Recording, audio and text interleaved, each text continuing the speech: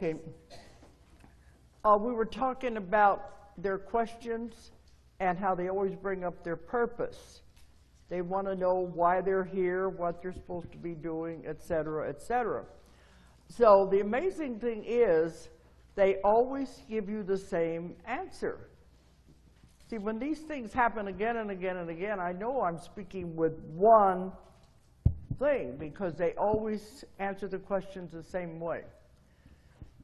So when they ask what your purpose is, they never tell you you're here to make a lot of money, you're here to drink and party and have sex.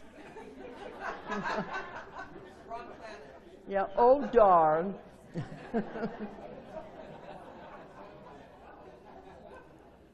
They always say the same thing. You're here to help each other. You're here to help people. And then they'll usually say, yeah, but that's a broad thing. How do you want the person to help people? And they'll always come up with what they want you to do.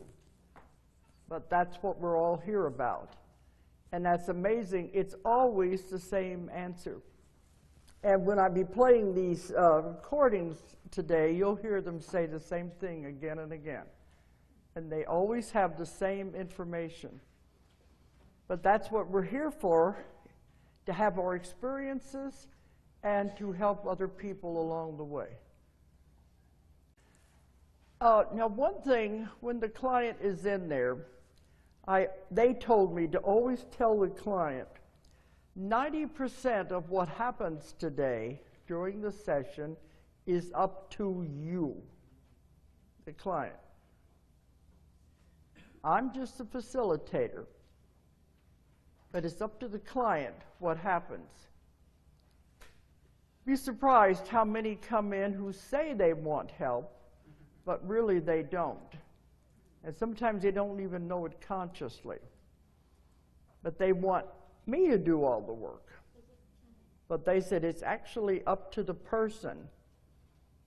I can't make anything happen. I can't make them change because it's all free will.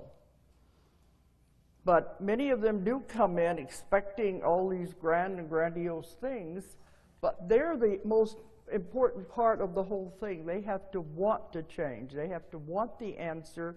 They have to want the healing. And many of them, I found out as we go along, really don't want the healing. And you'd be surprised to hear that, but some of them don't. If they are benefiting in any way from being sick, they're not going to release it. And they're not going to admit all of that.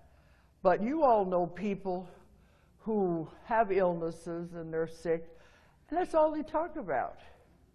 I got to go to the doctor, you know, he's going to give me these new medications. My mother used to get dressed up to go to the doctor. It becomes their identity. It's all they talk about is what's wrong with them, their new illness.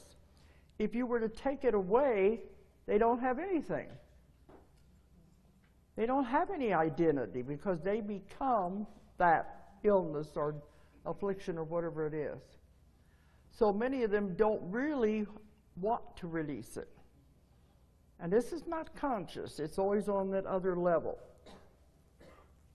And that's when I said I have found many cases of this, if they are benefiting, they're getting anything out of being sick, it's harder for them to let it go. It takes a lot of work. The subconscious will do its job. It will heal them miraculously and say it's done.